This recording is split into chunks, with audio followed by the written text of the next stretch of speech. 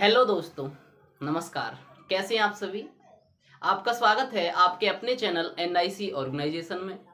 तो दोस्तों, हम अपने पॉलिटी के सेशन को आगे लेकर चलते हैं और पॉलिटी में हमने आपको मूल अधिकारों के बारे में पढ़ाया था, जिसमें मूल अधिकारों की पहली क्लास हमने आपको समझा दी थी। आज मूल अधिकारों की हम सेकंड क्लास करने वाले हैं और अपने आप में एक महत्वपूर्ण क्लास, जहां से 100% 200% मान सको भाई, जहां से 200% पेपर में क्वेश्चन आएगा ही आएगा, उस सेशन को कर लेते हैं। और इस सेशन को आप यादगार रखना, क्वेश्चन यहां से जरूर आएगा, ये लिख के दे रहा हूं मैं। ठीक है भैया, इस बात को ध्यान में रखना और इसी के साथ हम आगे बढ़ते हैं अपनी क्लास में। ठीक है दोस्तों, चलिए आगे बढ़ते हैं। मूल अधिकार। मूल अधिकार, तो दोस्तों मूल अधिकार बेसिकली क्या होते हैं।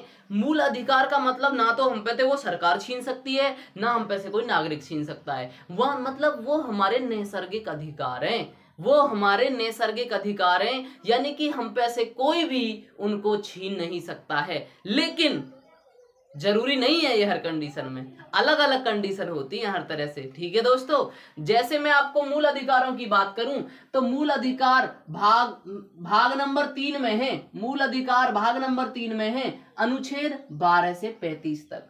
दोस्तों आपसे पूछेगा मूल अधिकारों को किस देश के संविधान से लिया है। अमेरिका के संविधान से। तो दोस्तों मूल अधिकारों को किस देश के संविधान से लिया है। अमेरिका के संविधान से। भाई जो अमीर है वही तो अधिकार है, हमने सोच ली कि अमीरन पे अधिकार है। दोस्तों याद करने के लिए कह रहे हैं, अधिकार कौन दे रखे, अमीरन ने, अमीरन ते जाएगा अमेरिका। ठीक है दोस्तों, अगला आप कॉन्सेप्ट इसका ध्यान रखेंगे कि भारतीय संविधान का मैग्ना कार्टा किसे कहा जाता है। मोस्ट इंपोर्टेंट क्वेश्चन, भारतीय संविधान का मैग्ना कार्टा किसे कहा जाता है। मूल अधिकार। भाग पूछे तो भाग नंबर 3। ठीक है जी, अनुच्छेद पूछे तो 12 से 35। समझ में आएगी बात। तो भारतीय संविधान का मैग्ना कार्टा या फिर अधिकार पत्र किसे कहा जाता है, मूल अधिकारों को कहा जाता है। ये आपको ध्यान रखना है। ठीक है दोस्तों, आगे बात करते हैं हम कि मूल अधिकारों को निलंबित कौन कर सकता है। मूल अधिकारों को निलंबित कौन कर सकता है, तो मूल अधिकारों को निलंबित कर सकता है राष्ट्रपति।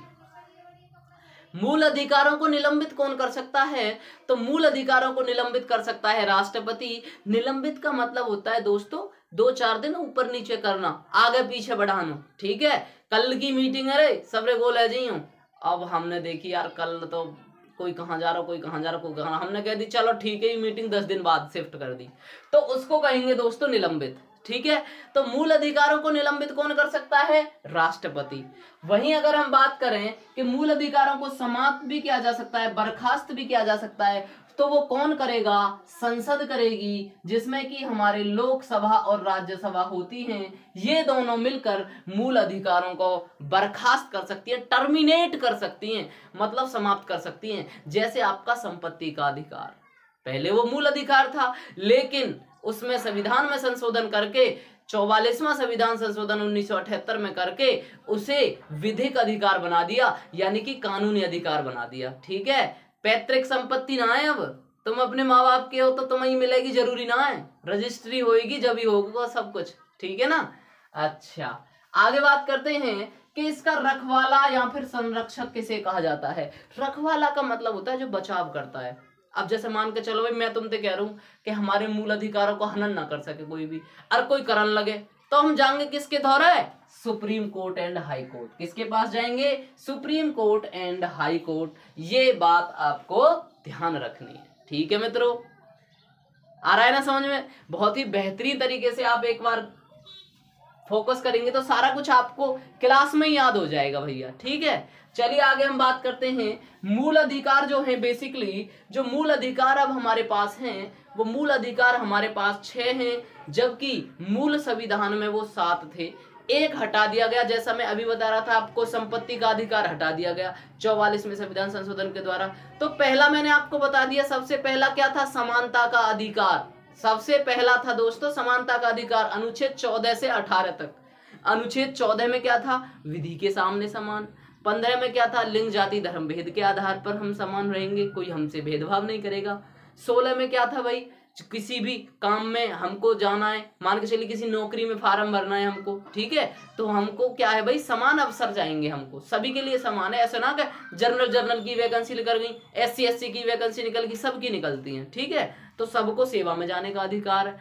17 में भैया कही हमने छुआछूत, यानी कि असपरसता, ओ या खाते मतलब ओ या मार सीधियो या पान पिए, बकवास बातें सब, ठीक है ना, सब बकवास बातें, ऐसा कुछ नहीं है भाई। संविधान में लिख रहा है कि हम जो है अस्पृश्यता नहीं कर सकते, किसी के साथ छुआछूत नहीं कर सकते, ठीक है।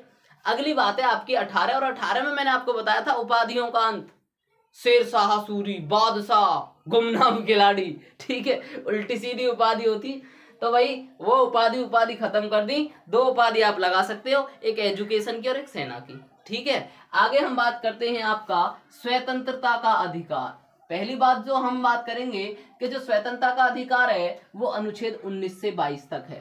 स्वतंत्रता का अधिकार दोस्तों कहां तक है, 19 से 22 तक। भारतीय नागरिकों के लिए इसमें 6 स्वतंत्रता शामिल हैं अनुच्छेद 19 में। जैसे टोटल मूल अधिकार कितने, 6, और 19 में भी कितनी समानता, 6, समझ में आई बात, 6 कॉम्बिनेशन बन गया भाई। 19 में भी कितनी स्वतंत्रता, 6, और मूल अधिकार भी कितने, 6, समझ में आई बात। अब बात करते हैं नंबर 1, 19 के 1 में है वाक एवं अभिव्यक्ति की स्वतंत्रता। वाक एवं अभिव्यक्ति की स्वतंत्रता यानी कि बोलना, प्रेस, ठीक है, तो इसमें सारी कंडीशन आ जाएंगी, अपने विचार रखना, ठीक है, किसी की विचार बारे में जानना, RTI जिसको हम कहते हैं 2005 में आया था, ठीक है, राइट टू इंफॉर्मेशन, सूचना पाने का अधिकार, वो भी इसी के अंतर्गत आता है, समझ में आई बात।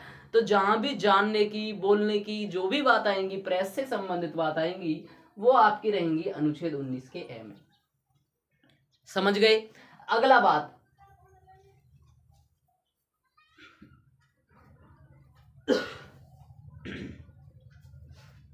अगली बात आपको ध्यान रखनी है, अनुच्छेद 19(1) का भी शांतिपूर्वक एवं निशस्त्र सम्मेलन की स्वतंत्रता, यानी हम लोग क्या कर सकते हैं, शांतिपूर्वक बिना लड़ाई झगड़े के, बिना हथियार के हम कहीं भी इकट्ठा हो सकते हैं, है ना। आ जाओ भाई, आ जाओ, सारे भाई इकट्ठा होंगे, भागवत गीता करवानी है या फिर डाक कावड़ लेने जाना है ना, तो हम सारे सारे वहां इकट्ठा हो रहे हैं, तो हम शांतिपूर्वक और निशस्त्र कहीं भी इकट्ठा हो सकते हैं, ये सरकार ने हमको मूल अधिकार दिया हुआ है, ठीक है जी। अब हम देखिए, शांतिपूर्वक निशस्त्र सम्मेलन में इकट्ठा हो गए हम, वाके बाद हमने प्लानिंग करी भाई, चलो चलो एक संगठन बना लेते हैं, है ना, चलो एक संगठन बना लेते हैं, तो सी में संघ या फिर संगठन या फिर सहकारी समिति जो है बनाने का जो अधिकार है वो आपको दिया गया है, वो स्वतंत्रता आपको दी गई है। और सहकारी समिति मोस्ट इंपोर्टेंट आपको ध्यान रखना है, 97वां संविधान संशोधन 2011 के तहत इसको जोड़ा गया था। आपसे ये भी एक महत्वपूर्ण क्वेश्चन बन सकता है कि सहकारी समिति को कब जोड़ा गया, 2011, कौन सा संविधान संशोधन, 97वां संविधान संशोधन। अब देखो, पहले बोले बतराए, फिर हम गोल हुए एक जगह, वहां के बाद हमने संगठन बना लियो, अब हम कह रहे हैं भाई अब हम घूमने चल रहे हैं, कहाँ चल रहे हैं, घूमने का अधिकार, ठीक है दोस्तों। तो आगे हम घूमने गए तो घूमने का अधिकार, अब भाई हम कहीं घूमने गए, है ना भाई, सीधी सी बात है, हम कहीं घूमने गए तो वहां हमें डटना भी पड़ेगा, अगर हम 2-4 दिन को जाएंगे तो निवास करना पड़ेगा, है ना। तो फिर घूमने के बाद हमने सोची निवास करने एवं बसने की स्वतंत्रता, निवास करने एवं बसने की स्वतंत्रता, ठीक है, ऐसे याद करोगे 100% याद हो जाएगा। अब हम निवास करे, घूमे फिरे, और हमें ना भाई बहुत जोर की लगी उस जगह, ओहो क्या जगह, क्या वादियां हैं, ओए होए होए होए, जम्मू कश्मीर वहीं चले गए भाई, मंत्र मुग्ध है के कति ओम 108 श्री श्री, है ना, इस तरह से कति लीन हो गए, ओम भूर्भुवः स्वः तत्सवितुर्वरेण्यं भर्गो देवस्य धीमहि धियो यो नः प्रचोदयात्, ठीक है। तो भाई जब हम कति मंत्र मुग्ध हो गए वहां जाके, तो हमने वहां खरीद ली संपत्ति की स्वतंत्रता। लेकिन मैं आपको इससे पहले ही बता रहा था कि जो संपत्ति का अधिकार है, संपत्ति की स्वतंत्रता है, उसे समाप्त कर दिया गया 44वें संविधान संशोधन के द्वारा 1978 में। इसीलिए यहाँ पर एक क्रॉस का साइन लग रहा है, आप देख सकते हो, ठीक है जी। कह रहा भाई चल कोई बात ना, तो हमें भाई संपत्ति मत खरीदन दे, लेकिन व्यापार तो करेंगे ना हम, व्यापार की स्वतंत्रता व्यापार करने से थोड़ी ना रोक सकती है सरकार, वो तो हमारा मूल अधिकार है। ठीक है दोस्तों, तो व्यापार करने की स्वतंत्रता। अच्छा, निवास करना, घूमना फिरना पहले जम्मू कश्मीर में अलाउड नहीं था, लेकिन धारा 370 हट गई। इसके ऊपर एक मूवी भी बनी है, आप वो देख सकते हैं, बहुत अच्छी मूवी है। इसके 370 जो धारा हट चुकी है, उसके बाद आप वहाँ संपत्ति भी खरीद सकते हो, आ जा भी सकते हो जम्मू कश्मीर के अंदर। लेकिन उससे पहले ऐसा नहीं था, बिकॉज जम्मू कश्मीर का अपने आप में एक अलग संविधान था उसके तहत। ठीक है, मैंने आपको पढ़ाया था वो पहले जब हम पॉलिटिक्स पढ़ा रहे थे। ठीक है, तो इस वजह से हम व्यापार की स्वतंत्रता हमको मिल चुकी है। दोस्तों काउंट करिए, देखिए 1 2 3 4 5 6 7, लेकिन ये हट चुका है। तो कितनी स्वतंत्रता है इसके अंतर्गत? 6 स्वतंत्रता। ठीक है दोस्तों, आगे चलते हैं। आर्टिकल 20 अगला आपका है भैया, आर्टिकल 20। आर्टिकल का मतलब होता है अनुच्छेद, बेसिकली ARTICLE आर्टिकल। आर्टिकल का मतलब अनुच्छेद होता है बेसिकली आप। ठीक है, अब आर्टिकल 20 क्या कहता है? दो सिद्धि के संबंध में स्वतंत्रता। दो सिद्धि के संबंध में स्वतंत्रता मतलब क्या है भाई? हमारे देश में अपराधी को भी स्वतंत्रता है। तुम कहीं मारियो जब भी स्वतंत्रता है, जब भी मूल अधिकार है वहां को। नो जी, कैसे भाई? सुनो भाई, मान के चलो मैं और मेरा दोस्त है कोई, है ना, मान चलो मेरा एक फेमस दोस्त है ना, अंकुर है का नाम। ठीक है, अब मेरी वहाँ की लड़ाई हैगी बहुत कैडी वाली, है ना, और बहुत कैडी वाली लड़ाई हैगी, इतनी कैडी वाली लड़ाई हैगी कि भाई हमारे बैर बन गए, सदा सदा के लिए बैर बन गए। ओ भाई, अब मैं तू मो कहीं मिल गो मैं ना छोड़ू तो, और मैं कहीं मिल गो तो ऊ ना छोड़ा मो। तो ऐसे क्या हुआ, मैंने वो एक दिन टाँक ऐसी गोली मार दी, ठा ठा ढिचके छो में आ गई हो। तो छो आ जा तो आदमी कुछ भी कर दे जाए, है ना, यह बात की तुम्हें पता ही है। और भैया छो में मैंने वह गोली मार दी। अब 2-3 गोली लग गई वहां के। अब पीछे थे मेरे सिर में मार दी वक्त दोस्त ने, मैं भी बेहोश है वहीं। अब बाद में क्या हुआ भैया, वो तो मतलब वह को इलाज विलाज करके कहीं और भेज दियो और वो मरो को घोषित कर दियो कि हाँ भाई वो मर गो, मान के चलो, है ना। अब वैसे ही मैं भैया उठो तो मैं तो भाई नो के मैंने मार दियो। अब मार दियो तो मार दियो, सरकार ने वो सजा भी सुना दी, जो सजा ही अब सजा काट करने के बाद में आयो और मैं वो तो पता ही भाई वो मर चुका है, और मैंने वो कहीं घूम तो देख लियो भाई, मोच हो आ गई यार, मैं तो यार की बहन जो सजा काटी आयो, अरे अब तक मरो ही ना, है ना। तो फिर मैंने वो दोबारा मार दियो। तो इस कंडीशन में क्या होगा कि सरकार तुमको दोबारा उसी अपराध की सजा नहीं देगी। एक अपराध की एक सजा, पहली बात। ठीक है, एक अपराध की एक सजा मिलेगी। दूसरी बात, अगर जिस समय आपने अपराध किया था तो उसी समय जो कानून था उसी के हिसाब से जो है आपको सजा मिलेगी। ठीक है, ऐसे नहीं भाई उस समय मान के चलो तुमने कोई लड़की छेड़ दी तो वह टाइम तो तुम्हें भैया मात्र 1000 रुपया को जुर्मानो, लेकिन आज तुम्हें फांसी दे रहे हैं के ऊपर, तो फांसी ना देंगे, जब अपराध करो वही के हिसाब से सजा मिलेगी। ठीक है, आगे दो बात समझ में। पहली बात, एक अपराध की एक सजा। दूसरी बात, जिस समय अपराध किया था उस समय के हिसाब से जो सजा है वो दी जाएगी। ठीक है, इस पे एक बहुत ही फेमस सा डायलॉग है, वो मुझे याद आ रहा है कि जो जा समय होगी, एक बार की बात है भैया, है ना, एक बार की बात है, और एक बूढ़ो आदमी भाई कोर्ट में गए अपनी सुनवाई हैरीवा के केस की, है ना, और जज ने वहाँ को केस पढ़ो। अब जज ने वहाँ को केस पढ़ो तो जब जज ने वहाँ को केस पढ़ो तो जज करो, अरे तो बड़ा बूढ़ो है के भी शर्म ना आके, तो बता छोरी छेड़ दे को कैसे आप बताओ, है फांसी दो। 20-22 साल को बालक होता तो कोई देख भी लेते, इतना बड़ा बूढ़ो है के और शर्म ना ही, बताओ छोरी छेड़ रहो। अब भैया बूढ़ो आदमी कह रहा हूँ, जज साहब हाथ जोड़ के विनती है मेरी भी सुन ले, कहा कह रहा हूँ तेरी ना सुन रहा हूँ मैं। जज साहब कह रहे भाई मैं ना सुन रहा तेरी, अरे तू इतना बड़ा बूढ़ो है के तो शर्म ना ही, बता ये नए छोरा कहा करेंगे अगर तू छेड़ेगा तो। जब जज साहब 1 मिनट मेरी बात तो सुन ले हो, जब चल ठीक है हम तो मरने वाले थे भी, आके अंतिम इच्छा पूछे तू भी बताई दे। जब करो जज साहब दरअसल बात यू है कि 60 साल पुराना केस है, और जब मैं 20-22 साल को ही हो, और जो छोरी मैंने छेड़ी ना, जो आज आई है वो आज अपने पोते के संग आई है। समझ में आ गया। तो ऐसा कानून है भैया, केस वेस चलते ही रहते हैं यहाँ पर। ठीक है, जज ने बेचारा छोड़ दियो भैया हाथ जुड़वा दो जगह। ठीक है, तो ये भैया स्टोरी है, तो आप समझ गए होंगे। दो सिद्धि के संबंध में स्वतंत्रता क्या कहती है? सिद्धि के संबंध में स्वतंत्रता है, एक अपराध की एक सजा, और जिस समय अपराध किया था उस हिसाब से सजा। और तीसरी बात यह है आपको कि खुद के खिलाफ गवाही देने के लिए बाध्य नहीं किया जाएगा। तुम्हें मार पीटे ठोक पुलिस रिमांड बता दिया, धका धक और मैयारी मर गो। अब वहां थोड़ी चालाकी दिखा जाओ, अगर समझदार आदमी है तो नो कह दे पुलिस से फिर कि जी मैंने तो ठीक है अपराध करो, चलो ठीक है। लेकिन अगर वहां ने बात कोर्ट में हांग दी जज के आगे कि जी मैंने अपराध ना कर रहा हूं, इनने मेरे घोंटू तोड़ दिए, पौम तोड़ दियो, मोथो फोड़ दियो और मुंह पर जबरदस्ती अपराध कबूल करवायो, तो वह कंडीशन में पुलिस के खिलाफ कार्रवाई की जाएगी, आपको कुछ नहीं किया जाएगा। तो वो है कि अपने खिलाफ गवाही देने के लिए आपको बाध्य नहीं कर सकते वो लोग मारपीट के, ठीक है। हालांकि करें भैया पुलिस वाले, उनके बहकाए में मत आ जाइयो, ठीक है। हाँ, जैसे कि दृश्यम 2 मूवी बनी है, यही के ऊपर बेस्ड है, और बहुत सारी मूवी बनी है, देख लियो, है ना। चलो आगे बात करते हैं। प्राण एवं दैहिक स्वतंत्रता, अनुच्छेद 21, प्राण एवं दैहिक स्वतंत्रता।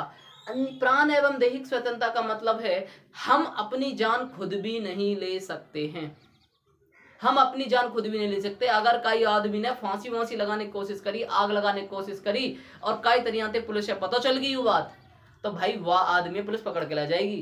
क्या तू हमारे देश में रह रहा भारत में, तू खुद ना मर सके, तू चैन ते ना मर सके, हम मारेंगे तो अपराध करके तो फांसी देंगे, अभी लटकाएंगे, तो समझ में बात। लेकिन भाई तू खुद नहीं मर सके।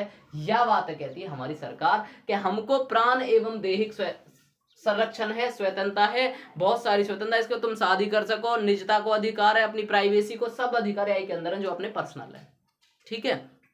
इसको कहते हैं प्राण एवं दैहिक स्वतंत्रता या फिर अधिकार, समझ में की बात। तो ये होता है आपका प्राण एवं दैहिक स्वतंत्रता, मतलब कि आप अपनी मर्जी से अपनी जान भी नहीं ले सकते हैं हमारे भारत देश के अंदर, उसी को कहते हैं प्राण एवं दैहिक स्वतंत्रता, ठीक है दोस्तों। और हाँ, ऐसा एक देश है जहाँ इच्छा मृत्यु अलाउड, अब तो बहुत सारे में हो गई है, नीदरलैंड में हो चुकी है, ठीक है। नीदरलैंड में भैया अगर तुम मरना चाह रहे हो तो सरकार कहेगी आ जाओ भाई, मोस्ट वेलकम है, हम ही मार देंगे तुम्हें, ठीक है। और स्विट्जरलैंड में तो एक मशीन बना दी, एक ऐसी मशीन बना दी, 1 मिनट में खत्म है आदमी, वहां में जाए भी टक 1 मिनट में, ओहो, बिना टेंशन फ्री मरकत है, समझ में की बात। हालांकि ये बेकार की बातें होती हैं, है ना। मरता वही है जो जीने से डरता है, और जीने से वो डरता है जो लाइफ में कुछ करना नहीं चाहता, जिसका बहुत बड़ा गोल है, वो आदमी हमेशा अपने गोल पर फोकस करता है। उसे पता है कि मुझे कुछ ना कुछ बड़ा करना है, घर का नाम करना है, स्कूल, मम्मी पापा, टीचर, सभी का नाम करना है। अगर आप बड़े बनोगे तो सबका नाम होगा। ये तो छोटी मोटी बातें हैं, दिल टूटते रहते हैं, ठीक है, दिल टूटते रहते हैं भैया। यहाँ पर जब आप नौकरी लग जाओगे भतेरे जुड़ जाएंगे, ठीक है, भतेरे प्रपोजल आने लगेंगे अपने आप ही, समझ में आई बात। आगे बात करते हैं अनुच्छेद 21 का ए, शिक्षा का अधिकार। अच्छा, 21 का ए जो है वो एक्स्ट्रा जोड़ा गया, 86वें संविधान संशोधन के द्वारा 2002 में जोड़ा गया, और 6 से 14 वर्ष आयु के जो बच्चे हैं उनकी शिक्षा का अधिकार उनके पेरेंट्स भी नहीं छीनेंगे, उनको पढ़ाइए, क्योंकि पढ़ेगा इंडिया जब ही बढ़ेगा इंडिया, ठीक है दोस्तों। आगे बात करते हैं अनुच्छेद 22, और अनुच्छेद 22 क्या कहता है, गिरफ्तारी एवं निरोध से संरक्षण, यानी गिरफ्तार जब आपको पुलिस कर रही है तो आपके पास कौन कौन से अधिकार हैं, तो गिरफ्तारी में निरोध से आपके संरक्षण में आपके पास अधिकार हैं कि गिरफ्तारी का कारण बताना होगा। गिरफ्तारी का कारण बताने के बाद 24 घंटे के अंदर अंदर आपको पेश करना होगा, ठीक है, जज के सामने पेश करो भाई। हाँ, उसमें आने जाने का जो टाइम है वो काउंट नहीं होता है। तो 2 काम सर यहाँ पर पुलिस को करने पड़ेंगे, ठीक है। और तीसरी बात है आप अपनी मर्जी का वकील कर सकते हो। और भैया अगर गरीब आदमी है, पैसा दिलाना, तो एक सरकारी वकील है, हालांकि वो सरकारी वकील बिक जाओ में प्राइवेट पे पैसा लेके केस बदल दें, पर फिर भी हम तो पढ़ रहे हैं भाई, जो स्वतंत्रता दे रखी है ना। गिरफ्तारी एवं, मैं आपको बताता रहता हूँ भाई, कानून में कुछ चीजें ऐसी हैं, बहुत सारी चीजें ऐसी हैं जो रियल लाइफ में अलग हैं, ठीक है, फैक्चुअल है। जिसके हाथ में पावर है, जिसके हाथ में पैसा है, उसका ही सिक्का है, ठीक है। जाके हाथ में गांधी, वाकी रहेगी आंधी, ठीक है। आगे बात करते हैं, गिरफ्तारी एवं निरोध से संरक्षण मैंने आपको बता दिया, इसमें 3 कंडीशन है आपकी। नंबर 1, गिरफ्तारी का कारण बताना होगा। नंबर 2, आपको 24 घंटे के अंदर पेश करना होगा। नंबर 3, अपनी मर्जी का वकील कर सकते हो। आगे बात करेंगे। और अगला अधिकार है शोषण के विरुद्ध अधिकार, यानी शोषण जो होता है उसके विरुद्ध कौन कौन से अधिकार हैं। पहली बात तो अनुच्छेद 23, 24 दो अनुच्छेदों के अंतर्गत दिए गए हैं। अनुच्छेद 23 क्या कहता है, मानव तस्करी एवं बलात् श्रम पर प्रतिबंध। मानव तस्करी एवं बलात् श्रम पर प्रतिबंध, यानी मानव की जो खरीद बिक्री होती है, मूवियों में जैसे दिखाते हैं कि लड़कियों को इधर से उधर एक्सपोर्ट कर रहे हैं, बच्चों पे भीख मंगवा रहे हैं, इधर उधर बेचे जा रहे हैं, तो वो उस पर प्रतिबंध है। दूसरा आपका बलात् श्रम। बलात् श्रम का मतलब है यहाँ पर जबरदस्ती कार्य। समझ में आई बात, जबरदस्ती कोई आप पे कार्य नहीं करवा सकता, ये भी आपका मूल अधिकार है। लेकिन दोस्तों कई जगह अपवाद भी होते हैं सबके। जैसे मान के चलिए भाई कोरोना लग गया था, तो उस समय भाई पुलिस वालों ने 24-24 घंटा काम किया था बेचारों ने, है ना, डॉक्टर्स भी लगे रहे थे 24-24 घंटा, तो वो तो एक इमरजेंसी वाली टाइप है, लेकिन बेसिकली आपके अधिकारों का उल्लंघन नहीं होता है, वो तो एक क्रिटिकल सिचुएशन जब आ जाती है जब होता है। ठीक है दोस्तों। अगला है आपका आर्टिकल 24, बाल श्रम पर प्रतिबंध, यानी बाल श्रम पर प्रतिबंध, यानी जो बच्चे हैं 14 वर्ष से कम उम्र के बच्चे हैं जो, उन पे आप काम नहीं करवा सकते हो फैक्ट्रियों के अंतर्गत, है ना, कहीं पर ऐसी जगह जहां से बेसिकली बाहर से इनकम हो, आप घर में करवा सकते हो, ऐसी कोई बात नहीं है। ठीक है, तो बाल श्रम पर प्रतिबंध अनुच्छेद 24, इसके अंतर्गत पहला कारखाना अधिनियम 1881 में आया था। ठीक है, और ये सारी बात मैंने आपको बता दी है, और आगे बता दूंगा मैं आपको, जो गवर्नर जनरल और वायसरॉय के जब हम पढ़ाएंगे तो उसमें बता देंगे। और बाल श्रम पर प्रतिबंध आपको बताना है अनुच्छेद 24 के अंतर्गत, मानव तस्करी एवं बलात् श्रम पर प्रतिबंध अनुच्छेद 23। तो यही 2 अधिकार हैं आपके शोषण के विरुद्ध अधिकार, यानी आप पे कोई जबरदस्ती कार्य नहीं करा सकता, आप खरीद बिक्री नहीं हो सकती किसी की, और छोटे बच्चों पर कोई कारखानों में काम नहीं करवा सकता, फैक्ट्रियों में, कारखानों में, खदानों में। बेसिकली खदानों में बहुत बुरा होता है भाई, कभी भी विस्फोट हो जाता है ना। कौन सी गैस होती है, CH4 मीथेन। ठीक है, तो आपका तीसरा अधिकार यहां पर हो चुका है शोषण के विरुद्ध अधिकार। अगला आपका अधिकार है भैया धार्मिक स्वतंत्रता का अधिकार। धार्मिक स्वतंत्रता का अधिकार 25 से 28, यानी धर्म के प्रति स्वतंत्रता हमारे देश में दी हुई है, जिसमें आपका आर्टिकल 25 कहता है अंतःकरण की स्वतंत्रता, यानी आप किसी भी धर्म को अपना सकते हो, प्रचार प्रसार कर सकते हो। समझे बात, वो आपकी इच्छा पर डिपेंड है। समझे बात, इसका मतलब ये नहीं धर्मांतरण, कोई जबरदस्ती धर्म को नहीं बदल सकता आपके को, अगर आपकी मर्जी है तो आप बदल भी सकते हो, आप उसको दिमाग में भी रख सकते हो। बहुत से भाई हिंदू लड़के हैं जो भाई भगवत गीता भी पढ़ते हैं, कुरान भी पढ़ते हैं, बहुत से मुस्लिम बच्चे भी ऐसे हैं जो कुरान के साथ साथ भगवत गीता पढ़ते हैं। तो ऐसा कुछ भी नहीं है भाई, धर्म की स्वतंत्रता है सबको, जिस चीज को जिसमें खुशी आती है, जो अच्छा लगता है धर्म के प्रति, वो कर सकता है। अगर आपको नमाज पढ़ना अच्छा लगता है तो आप नमाज पढ़ सकते हैं, कुरान पढ़ना अच्छा लगता है तो कुरान पढ़ सकते हैं, और आपको भगवत गीता अच्छी लगती है पढ़ने के लिए तो आप भगवत गीता भी पढ़ सकते हैं। ठीक है, मेरे बहुत से दोस्त हैं ऐसे मुस्लिम दोस्त, ठीक है, जो हिंदू धर्म को भी अच्छा पसंद करते हैं, और हम भी मुस्लिम धर्म को अच्छा पसंद करते हैं। ठीक है, तो ऐसी कोई दिक्कत नहीं है, किसी भी धर्म को हम मान सकते हैं, उसका प्रचार प्रसार कर सकते हैं, ये हमारा अनुच्छेद 25 कहता है। अगला है आपका आर्टिकल 26, धार्मिक सम्मेलन, कार्यक्रम, जुलूस, संगठन आदि बनाने का अधिकार, यानी आप मंदिर, मस्जिद, गिरजाघर ने बांट दिया भगवान को, धरती बांटी सागर बांटा, मत बांटो इंसान को। ठीक है, तो भाई मंदिर, मस्जिद, गिरजाघर कुछ भी आप बना सकते हो, किसके तहत, अनुच्छेद 26 के तहत। कोई भाई धार्मिक रैली निकलती है ना, कि भाई शिव जी की रैली निकल रही है, तो इस तरह से जो रैलियां निकलती हैं उनको भी भाई अनुच्छेद 26 में उनके अंतर्गत है, मतलब धार्मिक कार्यक्रम या जुलूस भी निकाला जा सकता है, ये भी हमारे पास अधिकार है। ठीक है, अनुच्छेद 27 क्या कहता है कि धार्मिक आय जो होगी, जो भी हमारी स्पिरिचुअल इनकम होगी, वो टैक्स फ्री रहेगी, यानी कि उस पर कोई भी टैक्स नहीं लगेगा। इसीलिए तो कहते हैं ना कि हमारे दोस्तों में 2 जने ज्यादा पैसा वाले हैं, एक पॉलिटिशियन और एक बाबा। होता क्या है भाई, बावन के धोरे मंदिर, और मंदिर पर जो पैसा आएगा वो भैया टैक्स फ्री। तो बहुत चालाक है नेता भाई, 10 करोड़ है, 10 करोड़, 100 करोड़ रुपया, 1000 करोड़ रुपया, तो वो बाबा दे देंगे 5-7 करोड़ ले भाई मेरे इन्ने धल है, और वो ब्लैक मनी ते व्हाइट मनी हो जाएगा। क्यों? क्योंकि टैक्स ना लग रहा भाई वहाँ पे। सरकार के अगर नज़र में आ गई तो सरकार ने पूछेगी भाई तेरी कमाई ना इतनी, पहली बात तो, और दूसरी बात यहाँ पर टैक्स भी लगना, तो अब तो रेट बढ़ जाएगी इनकम टैक्स की। लेकिन एकमात्र जगह ये है जो टैक्स फ्री है, जहां पर टैक्स नहीं लगता है, इसीलिए पैसे वाले हैं बाबा, ठीक है। पर बाबा बनने की मत सोचना, घर वालों ने बहुत उम्मीद कर रखी है तुमसे, ठीक है, घर वालों ने बहुत उम्मीद कर रखी है। अब तक तो खूब बाबू सोना कर रहे हो, लेकिन आगे चलकर नाम करना है घर वालों का, ध्यान रखना, इस बात को छोड़ दो इन सब चीजों को, ठीक है। आगे बात करते हैं आर्टिकल 28। आर्टिकल 28 क्या कहता है?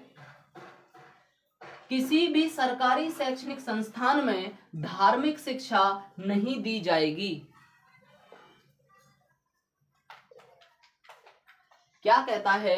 किसी भी सरकारी शैक्षणिक संस्थान में धार्मिक शिक्षा नहीं दी जाएगी, यानी कि ऐसा कोई भी सरकारी संस्थान नहीं होगा जो किसी विशेष धर्म को बढ़ावा देगा, क्योंकि हमारा देश धर्मनिरपेक्ष है, इसमें सभी धर्मों को समान समझा जाता है। तो आपको ध्यान रखना है, तो किसी भी सरकारी संस्थान में ऐसी धार्मिक शिक्षा नहीं दे सकते हो, धार्मिक शिक्षा नहीं दे सकते हो, ठीक है। ये आपका कौन सा आर्टिकल कहता है?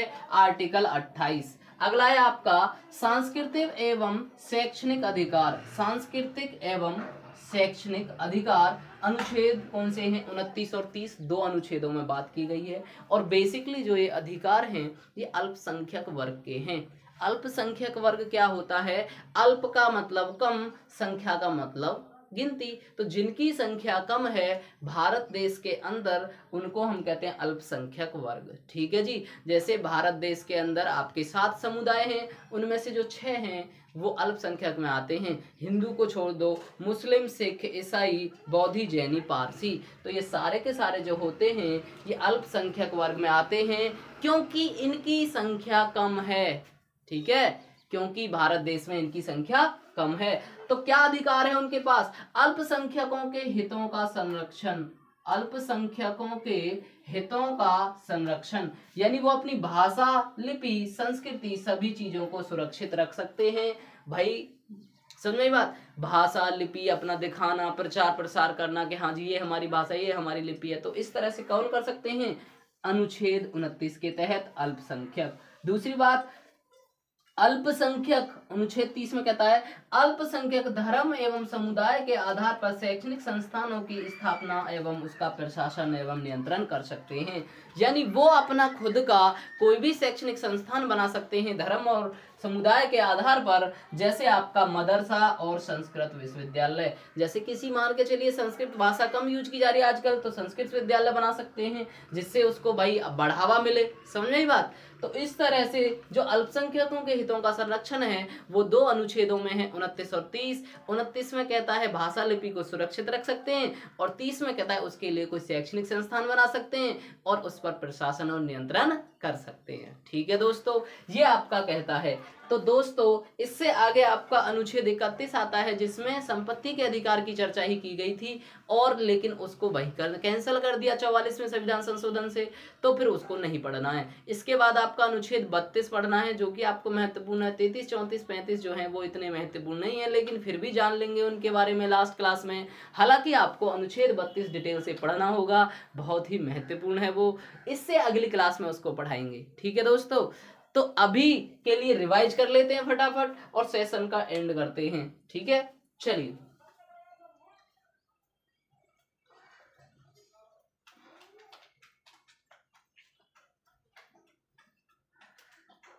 आपका टॉपिक है मूल अधिकार। मूल अधिकार कहां से अनुच्छेद में है? 12 से 35। अब ये भी पूछ सकता है आपसे 12 से 35 तक कितने अनुच्छेद होते हैं?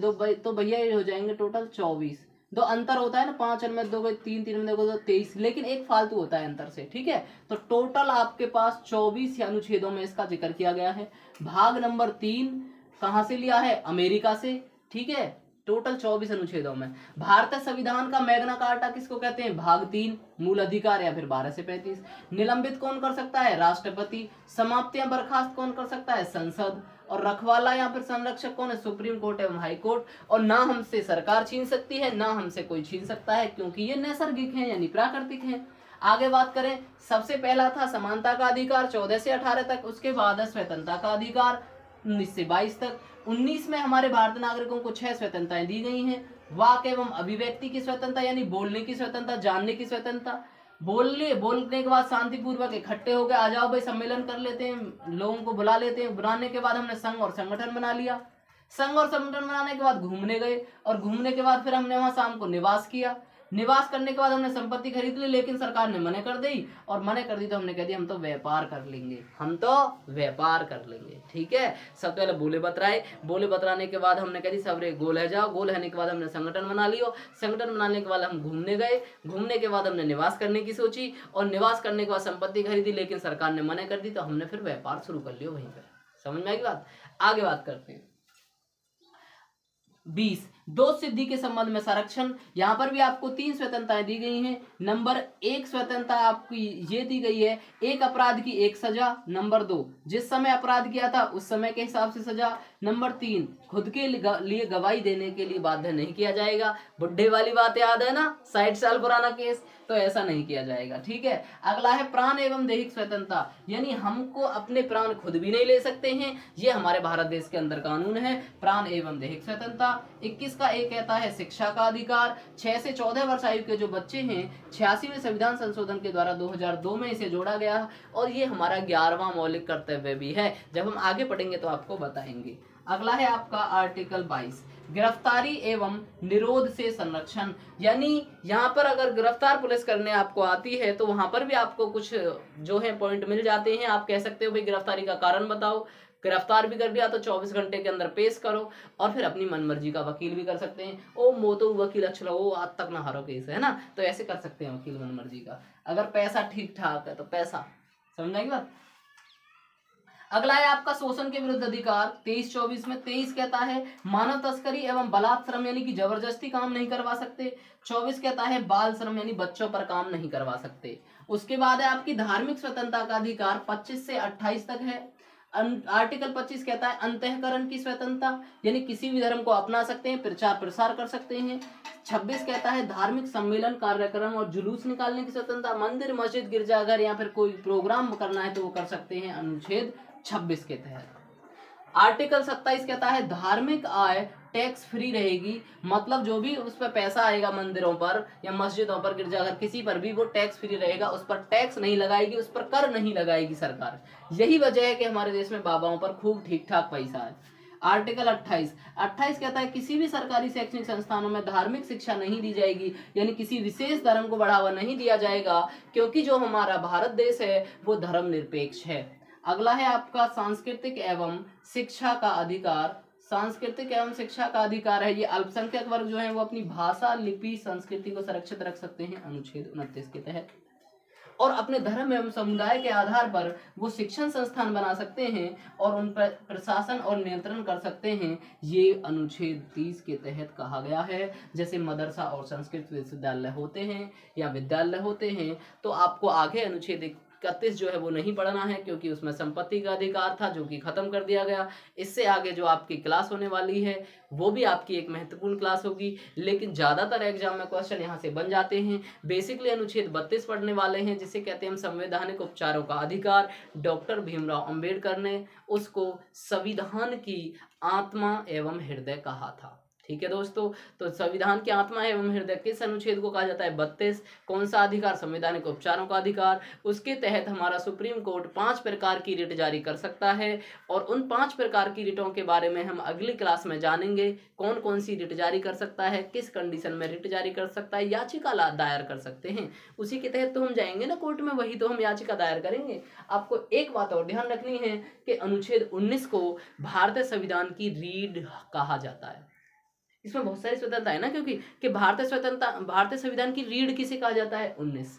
ठीक है, भारतीय संविधान का मैग्ना कार्टा किसे कहा जाता है? पूरे मूल अधिकारों को कहा जाता है। ठीक है, बहुत महत्वपूर्ण है ये अधिकार। ठीक है, तो दोस्तों कैसी लगी आपको क्लास? कमेंट में बताइए, ज़्यादा से ज़्यादा लाइक करिए, शेयर करिए, और अभी तक यदि आपने हमारे चैनल को, आपके अपने चैनल को, आपका अपना परिवार NIC ऑर्गेनाइजेशन सब्सक्राइब नहीं किया है तो सब्सक्राइब कर लो, ताकि किसी भी वीडियो के बारे में आपको सबसे पहले पता चल सके। और भाई फैला दो, वीडियो को बिल्कुल फैला दो, क्योंकि मोस्ट इंपोर्टेंट क्लास है, यहाँ से एग्जाम में क्वेश्चन 100% बनना है। ठीक है दोस्तों, मिलते हैं नेक्स्ट सेशन में। जब तक के लिए टाटा बाय बाय, जय हिंद।